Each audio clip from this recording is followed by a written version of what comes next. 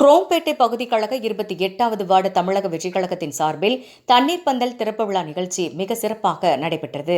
செங்கல்பட்டு வடக்கு மாவட்டம் குரோம்பேட்டை பகுதி கழக 28வது வார்டு தமிழக வெற்றிக் கழகத்தின் சார்பில் கோடை வெயிலிலிருந்து பொதுமக்களின் தாகம் தீர்க்கும் வகையில் தண்ணீர் பந்தல் திறப்பு விழா நிகழ்ச்சி 28வது வார்டு வடக்கு தலைமை தீனதயாளன் மற்றும் குமார் ஆகியோர் ஏற்பாட்டில் குரோம்பேட்டை பகுதி தலைமை ATS சுகன் தலைமையில் நடைபெற்றது.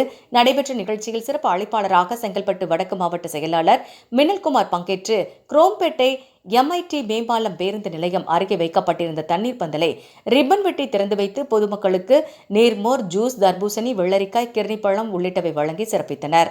உடன் நிகழ்ச்சியில் பாலபிரசாத், செயற்குழு உறுப்பினர் ரவிபாபு, 28வது வார்டு தலைமை கார்த்திக், தீனதயாளன், குமார், சத்யா, அஜய்குமார், கார்த்திக், ரூபேஷ், கிருஷ்ணா, குமார், சரத், பிரசாந்த், கணேஷ், தனகுமார், பாண்டி, அப்பு, ராஜேஷ், இளங்கோ, மதன், சுகுமார் மற்றும் 28வது வார்டு வடக்கு தலைமை உட்பட தமிழக வெற்றிக் கழகத்தின் நிர்வாகிகள் பலர் கலந்து கொண்டு சிறப்பித்தனர்.